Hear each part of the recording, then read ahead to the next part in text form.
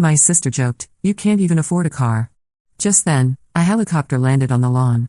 "My ride's here," I said, and Dad fainted. "I killed a man 3 months ago, and my family still thinks I work at a coffee shop." Let me back up. The helicopter thing? That happened yesterday during Sunday dinner, and it was the moment everything I'd been hiding finally started unraveling. But to understand why my dad hit the floor like a sack of potatoes when that sleek black aircraft touched down on our suburban lawn, you need to know about Marcus Holloway. About what he made me do. About what I became after I put a bullet through his chest. The whole mess started in January. I was 24, broke as a joke, and yeah, my sister Rachel wasn't wrong about the car thing. I'd been taking the bus to my actual job, which wasn't serving lattes, for the record, and living off ramen in my studio apartment downtown. My family thought I was just another struggling millennial trying to make it in Seattle. Classic underachiever Emma, right? Wrong. See, I work for the kind of company that doesn't exist on paper. The kind where your business card says risk assessment consultant but your real job description is more like problem solver for people who can't go to the police. We handle situations that require, let's call it creative resolution. Industrial espionage, witness protection alternatives, corporate leverage disputes. That sort of thing. I'm good at it. Really good. Turns out I have a talent for reading people, for slipping into spaces I shouldn't be, for making problems disappear without leaving fingerprints. Literally or metaphorically. But Marcus Holloway was different. He wasn't supposed to be a problem that needed permanent solving. The briefing seemed routine when my handler, David Chen, laid it out for me at our usual spot, a dim corner booth at Pike Place Market where the fish-throwing noise covered our conversation.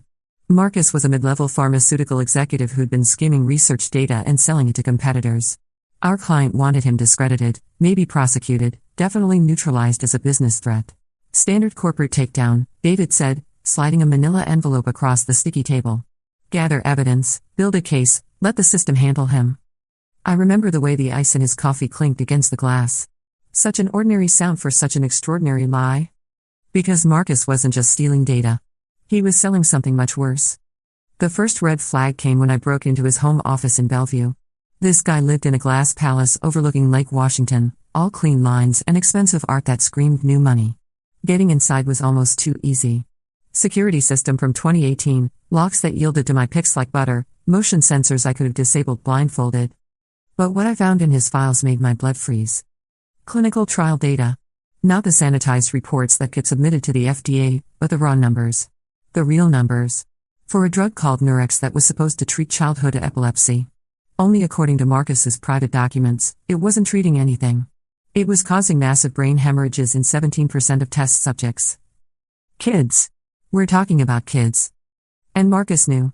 He'd been feeding the fake, cleaned up data to the FDA while selling the real results to competitors who wanted to use the information to short the pharmaceutical company's stock. Making millions while children died in clinical trials. I sat there in his sterile office, surrounded by his awards and family photos, reading page after page of horror. Test subjects identified only by numbers, but the ages were right there. 7 years old. 9. 12. Subject 847 experienced massive cerebral hemorrhaging at 0300 hours. Parents were told it was an allergic reaction to food coloring in the hospital cafeteria. Subject 322 suffered complete neurological shutdown during week 3 of treatment. Family informed that a pre-existing condition had been discovered. Page after page. Lie after lie. All in Marcus's neat, clinical handwriting. That's when I heard the garage door. Marcus was supposed to be in Portland for a conference. I confirmed his hotel reservation, tracked his credit card charges at dinner near the convention center just 3 hours earlier. But there he was, his BMW purring into the garage beneath me. I had maybe 60 seconds to clean up and get out. I shoved the files back where I'd found them, killed the desk lamp, and slipped toward the back door. But my hands were shaking, actually shaking, and I fumbled the lock reset.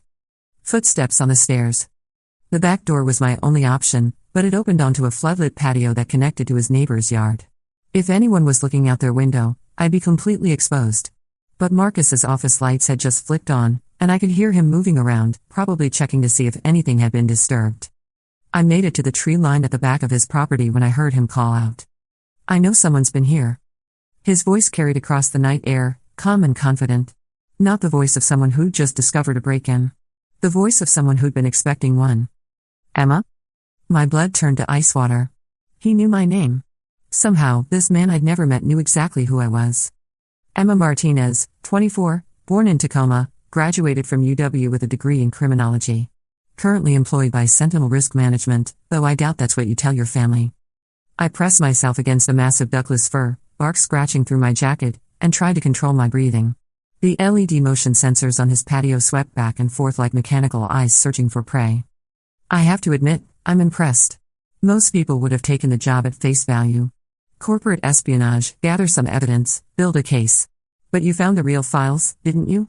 The ones about the children. He was walking closer now, his voice carrying easily through the trees. Casual. Conversational. Like we were discussing the weather. Here's what's going to happen, Emma. You're going to come back to the house, and we're going to have a chat about your future. Because what you found tonight, those files about Nurex, that's just the beginning. And if you think you can walk away from this, if you think you can just report back to David Chen and pretend you never saw those numbers. He laughed, and the sound made my skin crawl. Well, let's just say I know a lot more about you than your name and your job. I know about your sister Rachel and her daughter Sophie. I know about your parents' house on Mercer Island, the one with the lovely garden and the white picket fence. I know your father just had his heart surgery last month and your mother volunteers at the Children's Hospital downtown.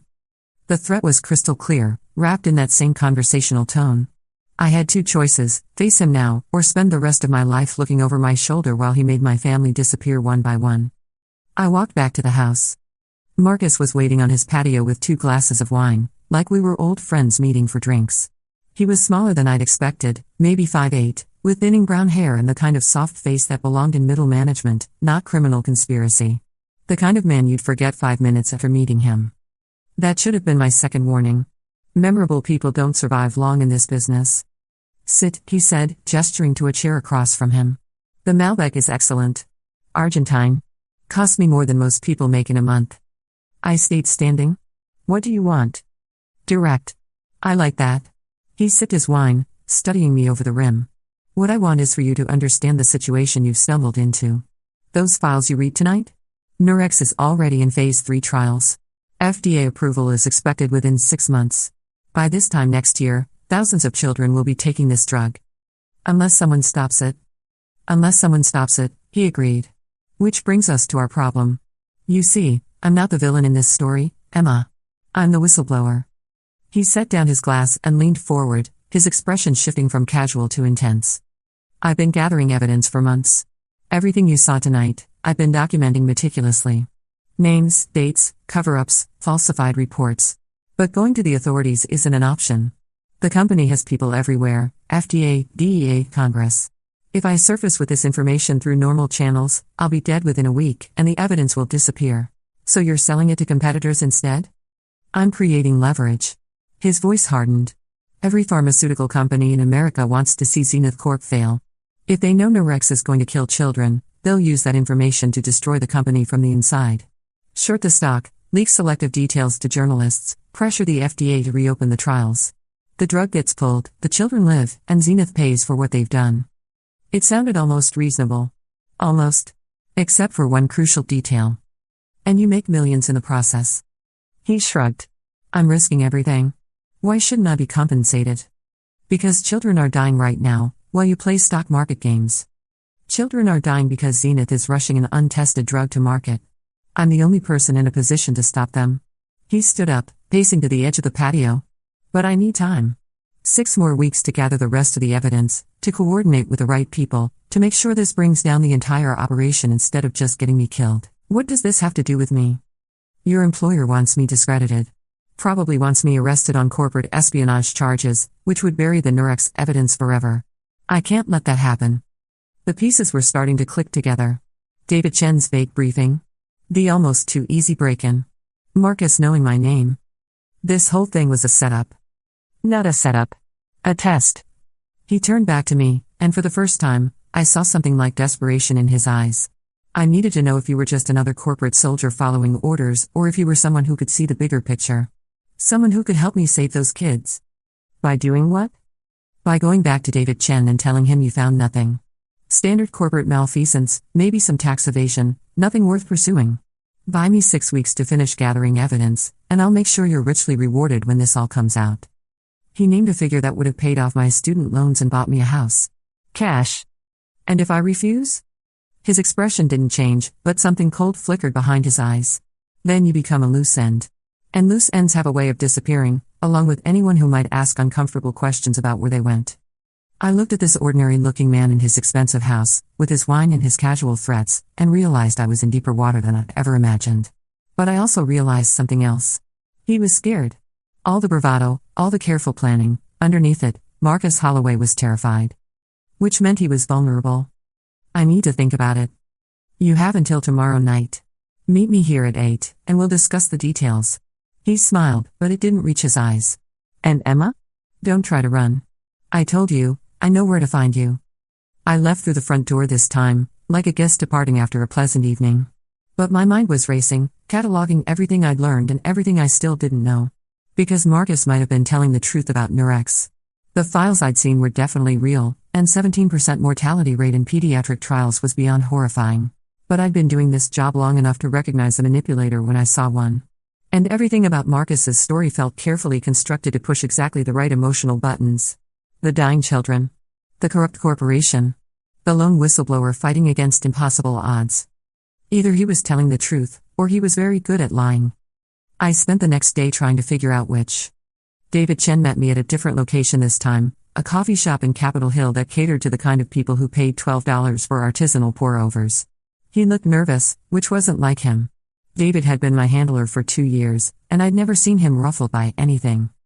Tell me you got what we need, he said before I'd even sat down. I got something. Not sure if it's what you're looking for. I gave him the cleaned-up version. Corporate espionage, some financial irregularities, nothing actionable. Standard middle management corruption. But I watched his face while I talked, looking for tells. David Chen was many things, but he wasn't a good actor. And right now, he looked like a man who'd just been handed terrible news. That's it? Nothing about pharmaceutical trials? Nothing about FDA submissions? There it was. David knew about Nurex. Which meant either he was part of whatever Marcus was really doing, or our mysterious client had left out some crucial details about why they wanted Marcus Holloway neutralized. Should there be? No. No, of course not. But he was already reaching for his phone, probably texting someone who wasn't going to be happy with my report. Good work, Emma. Take a few days off. We'll have another assignment for you next week. He left without finishing his coffee. And I knew, with absolute certainty, that I was about to become the loose end Marcus had warned me about. That night, I went back to his house. Not because I believed his story, not because I trusted him, but because he was the only person who seemed willing to tell me what was really happening. Even if half of it was lies. Marcus was waiting with dinner this time. Thai takeout on his expensive dining room table, like we were old friends catching up. But I noticed he'd chosen a seat that put his back to the wall and gave him clear sight lines to all the entrances. I wasn't sure you'd come. I wasn't sure either. I sat down across from him, but didn't touch the food. Tell me about David Chen. Something flickered across his face. Surprise? Relief? Your handler? He's been feeding information to Zenith for months. Every corporate espionage case that threatens their interests, every whistleblower who gets too close to sensitive information. Chen makes sure those problems go away. That's a serious accusation. It's a serious problem. He opened a laptop and turned it toward me. Financial records. Chen's been receiving payments from a shell company called Pacific Risk Solutions. $50,000 a month for the last year. Pacific Risk is owned by another shell company, which is owned by another shell company, which eventually traces back to Zenith Corporation. The records look legitimate, but financial documents were easy to forge. Still, it would explain David's nervous behavior and his specific questions about pharmaceutical trials. Assuming this is true, what's your play? Simple. You go back to Chen and tell him you found evidence that I've been selling trade secrets. Enough to build a criminal case, enough to get me arrested. But you tell him you need more time to gather everything together, maybe another week. That keeps me alive and gives you time to verify what I've told you about Nurex. And then?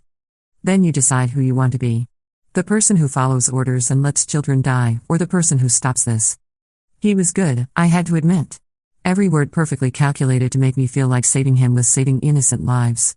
But I'd noticed something while he was talking. The laptop he'd shown me wasn't connected to the internet. The financial records he displayed were local files, created locally, with no external verification. And the metadata showed they'd been created just yesterday, the day after he discovered me in his office. Marcus Holloway was definitely lying about something. But David Chen was probably lying too. I need to make a phone call, I said. Of course. Use the kitchen if you want privacy. I stepped into his pristine kitchen and dialed a number I'd memorized but never used. Emergency contact for situations that had gone sideways beyond normal protocols. Phoenix Industries, this is Maria. This is Nightingale 7. I need to speak with Control. Please hold. Phoenix Industries was the parent company that owned Sentinel Risk Management, which employed David Chen, which employed me. But Phoenix was more than just a corporate umbrella. They were the people you called when situations required resources that didn't officially exist. Nightingale 7. The voice on the line was electronically distorted, but I recognized the cadence. Control was someone I'd spoken to exactly 3 times in 2 years, and only when jobs had gone seriously wrong. Report. I have a situation with handler Chen and target Holloway. I believe both parties have provided false information about the nature of this assignment. Specify. I gave him everything.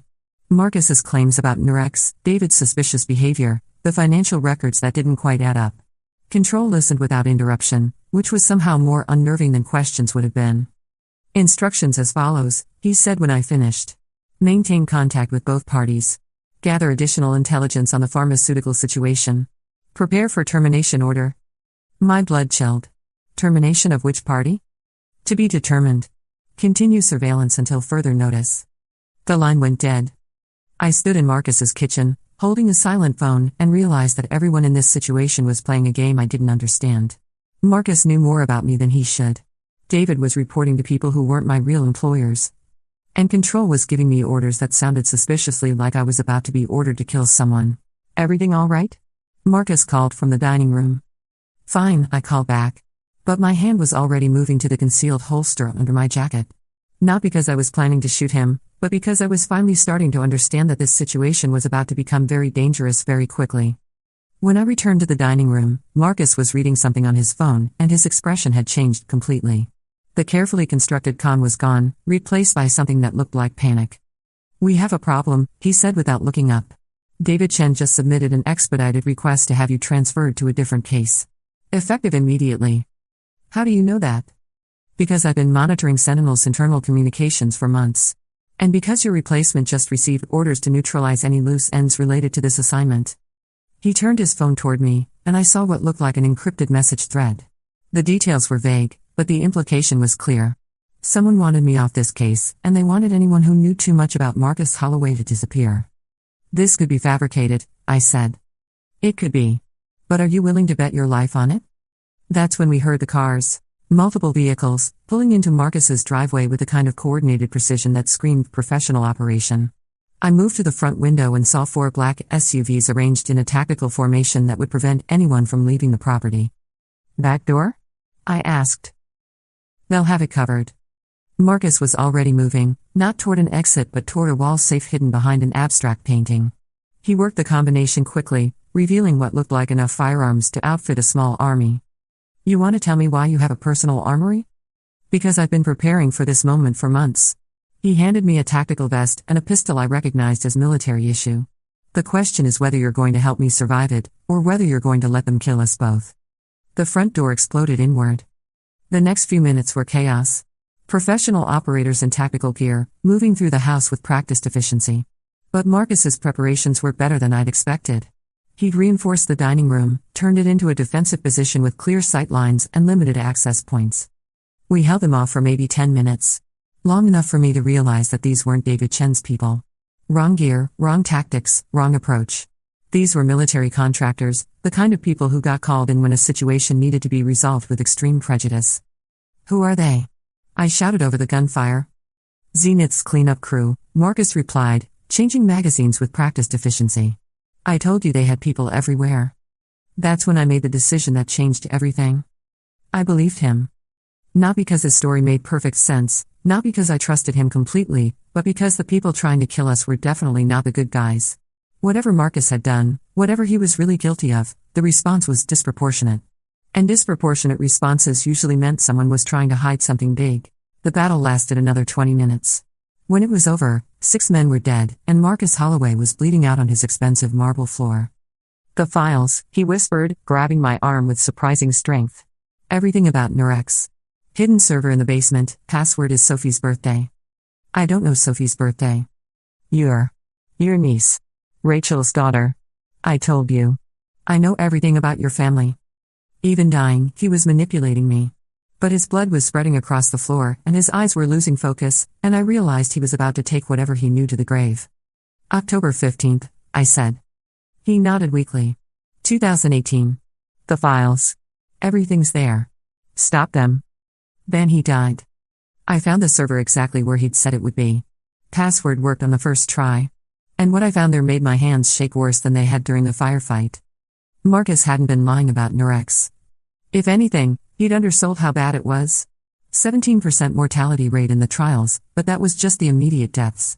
Long-term neurological damage was closer to 60%.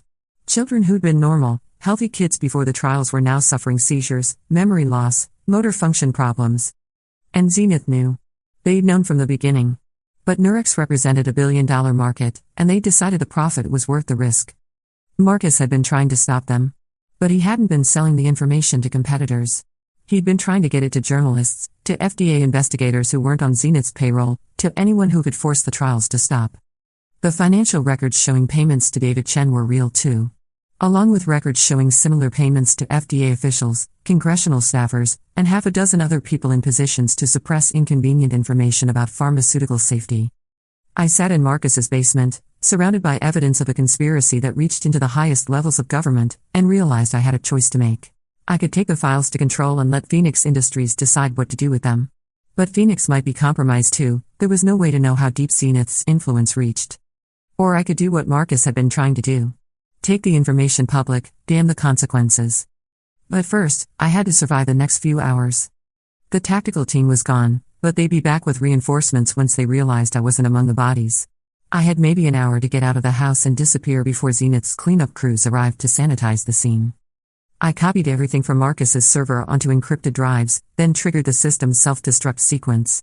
By the time anyone found the basement, there would be nothing left but melted plastic and silicon. Then I called David Chen. Emma? Thank God. We heard there was an incident at Holloway's house. Are you all right? I'm fine. But Marcus is dead, along with most of the evidence we were looking for. I could hear the relief in his voice. What happened? Home invasion. Looks like someone beat us to him. Probably competitors who didn't want him talking. Any indication of what he might have been involved in? Nothing concrete. Some financial irregularities, maybe some patent theft. But whoever hit the house was thorough. They took everything. All right. Come in tomorrow morning for debrief. Take the rest of the week off after that. David hung up, probably congratulating himself on a problem solved. But I wasn't going to make it that easy. I spent the next 3 weeks becoming someone else. New identity, new appearance, new location. The encrypted drives went to 3 different investigative journalists, a whistleblower organization, and an FDA inspector who Marcus's files indicated was still clean. The story broke on a Tuesday. Pharmaceutical giant knowingly tested deadly drug on children, the headlines read. The articles detailed everything Marcus had died trying to expose. The falsified trial data, the bribery, the cover-ups that had reached into Congress and the FDA. Zenith's stock price crashed overnight. The CEO was arrested. Nurex was pulled from trials immediately, and criminal charges were filed against 17 executives and government officials. Including David Chen, who turned out to be just one small part of a much larger conspiracy. But the story that made the front page didn't mention Marcus Holloway. As far as the world knew, the information had come from an anonymous whistleblower inside Zenith. Marcus's death was reported as a home invasion, one of those random tragedies that happen in upscale neighborhoods. Only I knew he'd died trying to save children he'd never met. Which brings us back to yesterday. Sunday dinner at my parents' house on Mercer Island, 3 months after I'd disappeared from my old life and started over. My family still thought I worked at a coffee shop because that's what I told them when I resurfaced with a new apartment and a sudden ability to pay my bills on time. Rachel was still giving me grief about my lack of transportation, and my parents were still worried I'd never get my life together. Emma, honey, you're 24, my mother was saying as she passed the mashed potatoes. Don't you think it's time to start thinking about your future? Maybe go back to school, find a career with some stability? Mom, I'm fine. The coffee shop is working out great. Rachel snorted. Right. You can't even afford a car. How is that working out great? That's when we heard the sound. A deep, rhythmic thumping that made the windows rattle and sent the neighbors' dogs into a frenzy. Everyone stopped eating and looked toward the front of the house, where something large and mechanical was getting closer. Is that? My father started. The helicopter, sleek, black, and definitely not civilian, settled onto our front lawn with military precision. The Phoenix Industries logo was small but visible on the side, along with a registration number I recognized. "My ride's here," I said, standing up from the table. That's when Dad fainted. He recovered quickly, but the questions came fast and frantic. Where was I going? Who owned the helicopter? What kind of coffee shop had military contractors for transportation? "I can't really explain right now," I said, grabbing my jacket from the hall closet. "But I'll be back in a few days and we'll talk." "Emma, what's going on?" Rachel demanded. "This is insane. People don't just get picked up by helicopters for normal jobs." "You're right," I said. "They don't." The pilot was someone I'd never seen before, but he handed me a tablet with orders from control. New assignment, high priority, wheels up in 5 minutes. Someone in South America was developing a bioweapon, and I was being sent to convince them to stop. Or to make sure they couldn't continue. I looked back at my family's house as we lifted off. My mother was standing in the doorway, my father was sitting on the front steps with his head in his hands, and Rachel was recording the whole thing with her phone. They'd have questions I couldn't answer and suspicions I couldn't address. But they'd be safe, which was what mattered. The Phoenix Industries helicopter landing on our lawn was a message to anyone who might be watching. This family was protected by people with serious resources and a willingness to use them. As Seattle fell away beneath us, I thought about Marcus Holloway and the choice he'd made to risk everything for children he'd never met. About David Chen and the choice he'd made to sell those children's lives for money. About the choice I'd made to become someone who could stop people like David Chen. My phone buzzed with a text from Rachel. "When you get back, we're having a very long conversation about your coffee shop job." I smiled and typed back, looking forward to it. But first, I had work to do. Somewhere in Colombia, a man was playing with diseases that could kill millions. And I was the person being sent to make sure he stopped. Just like Marcus had tried to stop Zenith. Just like I'd stopped Marcus's killers. The cycle continues, but at least now I know which side I'm on. The helicopter banked south, and I settled in for the long flight to whatever came next. In my bag, I still carried copies of Marcus's files, insurance against the day when Phoenix Industries might decide I knew too much about their operations. Because I'd learned something important in Marcus Holloway's house that night. In this business, everyone lies. Everyone manipulates. Everyone has an agenda. The trick is making sure your agenda includes protecting the people who can't protect themselves. Even if it means your family thinks you work at a coffee shop. Even if it means you become the kind of person who gets picked up by black helicopters. Even if it means you have to live with the knowledge that sometimes, good people die while bad people profit from their deaths. I killed a man 3 months ago, and my family still thinks I work at a coffee shop. But tomorrow, they're going to start asking questions I won't be able to answer with lies. And maybe that's not such a bad thing. Maybe it's time for them to know who I really am. But first, I had to survive Colombia. The briefing packet on the tablet made for grim reading during the 6-hour flight. Dr. Alejandro Vaz, former biochemist for the CDC, current freelance bioweapons developer. He'd gone off the grid 18 months ago after being terminated for ethical violations that the CDC wouldn't specify. Intelligence suggested he'd been approached by 3 different terrorist organizations and at least one hostile nation-state. His current project was something called hemorrhagic syndrome X, a engineered virus that combined the lethality of Ebola with the transmission rate of influenza. Conservative estimates suggested it could kill 40% of the global population within 2 years if released. Target is holed up in a compound outside Medellin, the pilot told me through the headset as we crossed into Colombian airspace. Former drug lord's estate, completely isolated, heavily fortified. Getting in won't be the problem. Getting out will be?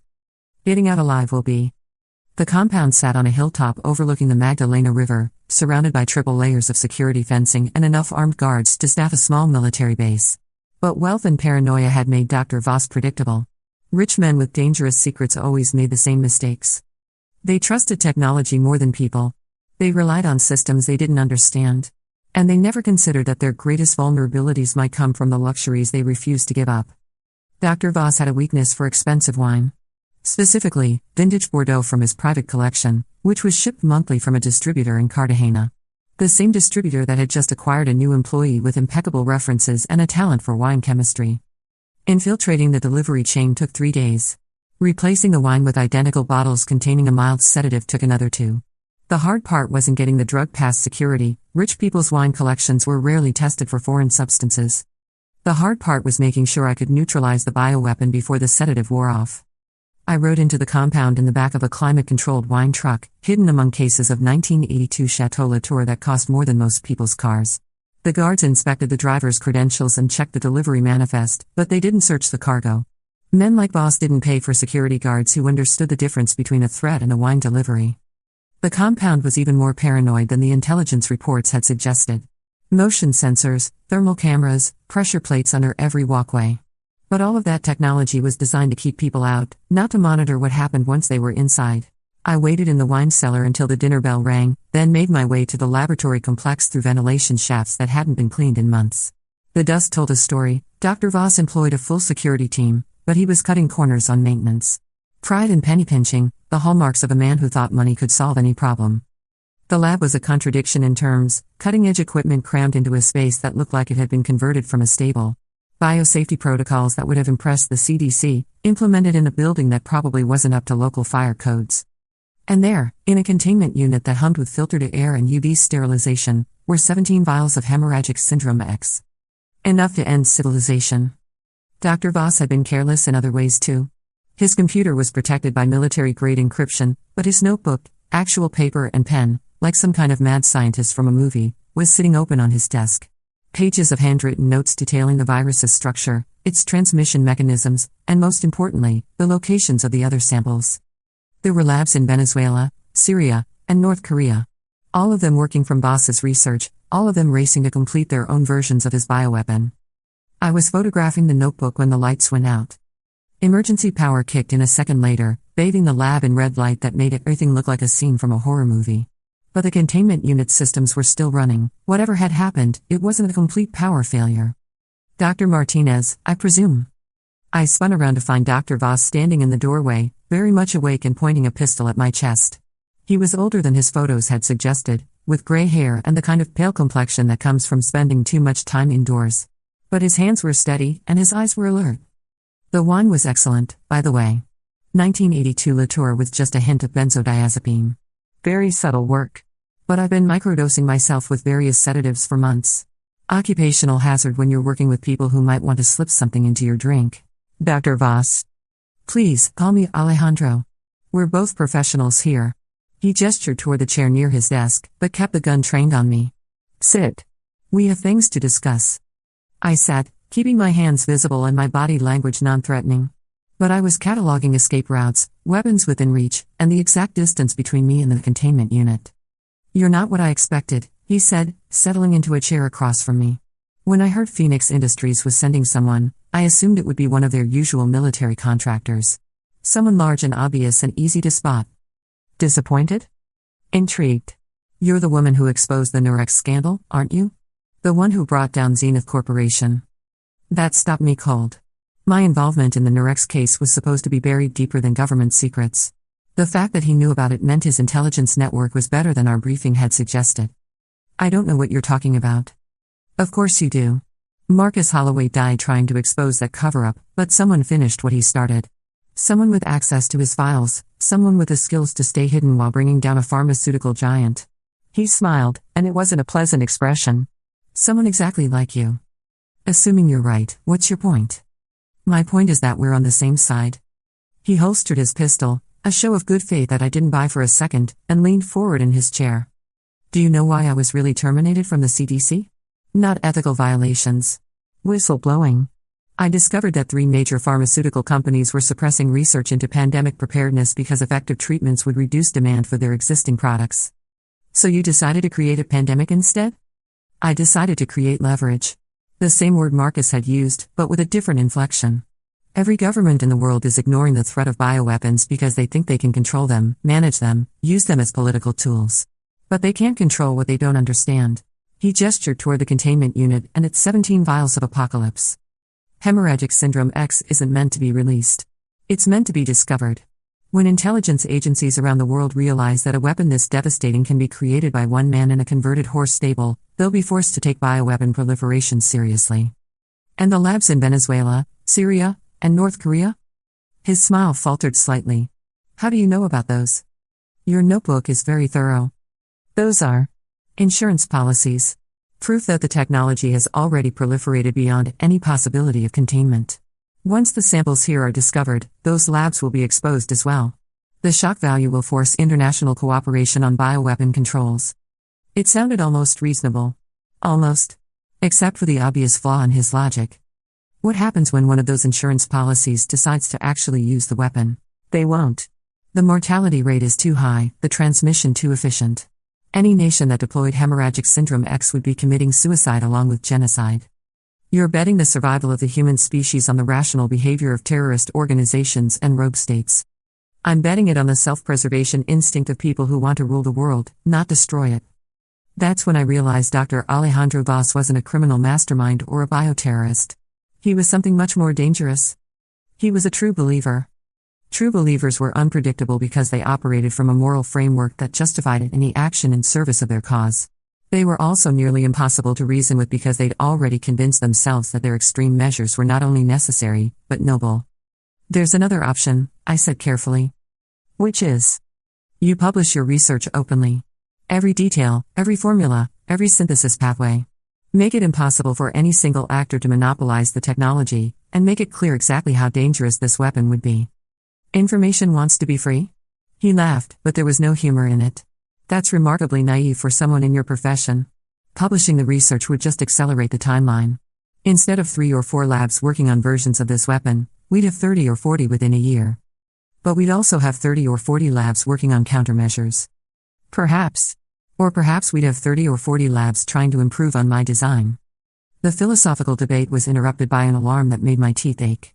Not a break-in alarm, something much worse. Containment breach, Dr. Vaz said, his face going pale. That's impossible. The system has 17 redundant safety protocols. He was already moving toward the containment unit, and I could see what had triggered the alarm. One of the vials had developed a hairline crack, probably from thermal stress caused by the power fluctuation when the lights went out. How much time do we have? I asked. If the seal fails completely? Maybe 10 minutes before the virus becomes airborne in this room. Maybe 20 before it reaches the ventilation system and spreads to the rest of the compound. Antidote? There is no antidote. That's the point. I looked at the cracked vial, at the man who'd created a weapon that could kill 40% of humanity, at the notebook full of research that could never be allowed to fall into the wrong hands. And I realized that sometimes, there aren't any good choices. Sometimes there are only necessary ones. I'm sorry, I said, and shot him. The bullet took him in the chest, and he went down hard, blood spreading across his lab coat. But he was still conscious, still looking at me with something like respect. The other labs, he whispered. I'll handle them. The samples. I was already moving toward the containment unit, pulling on protective gloves, and checking the integrity of the remaining vials. 16 intact samples of the most dangerous bioweapon ever created, and one that was seconds away from killing everyone in the compound. The emergency protocols were clearly marked. In case of containment breach, trigger the sterilization system and evacuate immediately. UV lights, chemical sprays, and temperatures high enough to denature any organic compound. I hit the emergency button and ran. The sterilization cycle lasted exactly 3 minutes. When it was over, there was nothing left in the containment unit but metal and glass and the lingering smell of ozone. Hemorrhagic syndrome X had been reduced to component atoms. But Dr. Vaz was still alive, barely, when I knelt beside him. The notebook, he gasped. Burn it. I will. The other labs. They don't have a complete formula. Without my research, they can't finish the synthesis. I understand. I was trying. To save the world. I know. He died believing he was a hero. Maybe he was right. Maybe forcing the world to confront the reality of bioweapon proliferation would have prevented some future catastrophe. Or maybe he was just another brilliant man who'd convinced himself that the ends justify the means. I burned his notebook and destroyed his computer, then triggered an explosion that would make the whole thing look like an industrial accident. By the time the authorities arrived, there would be nothing left but rubble and speculation about what the famous Dr. Vaz had really been doing in his secret laboratory. The helicopter picked me up at an extraction point 50 miles from the compound, and I was back in Seattle 12 hours later. My family was waiting with questions I still couldn't answer and suspicions that were probably justified. But the world was a little bit safer than it had been yesterday. And sometimes, that has to be enough. The funny thing about secrets is how they change you. 3 months ago, I was just another struggling millennial trying to make rent. Now I'm someone who kills people to save the world, and my biggest worry is whether my sister will figure out that I don't actually know how to make a cappuccino. Rachel was waiting on my doorstep when I got home, with a kind of determined expression that meant I wasn't getting inside until she got answers. We need to talk, she said. I figured. Military helicopters don't pick people up from coffee shops, Emma. Whatever you're really doing, whatever kind of trouble you're in, I want to help. I looked at my sister, successful lawyer, devoted mother, the kind of person who believed that problems could be solved with a right combination of legal knowledge and stubborn determination, and realized that some secrets were too dangerous to share. I can't tell you everything, I said finally. But I can tell you this, I'm one of the good guys. That's not an answer. It's the only answer I can give you. She studied my face for a long moment, looking for something I wasn't sure I wanted her to find. Are you safe? She asked finally. Safer than the alternative. And are you happy? That was a harder question. Was I happy? I was doing work that mattered, using skills I'd never known I had, making a difference in ways that most people couldn't imagine. But I was also lying to everyone I cared about, living a double life that got more complicated every day. I'm useful, I said finally. And right now, that's enough. Rachel hugged me then, the kind of fierce embrace that said she understood more than she was letting on. Just be careful, okay? Whatever you're doing out there, remember that you have people here who love you. I will. And I meant it. Because the truth is, the work I do, the lies I tell, the people I kill, the secrets I keep, all of it is only worthwhile if there's something worth protecting. Something like a sister who worries about me. Parents who still think I need to get my life together.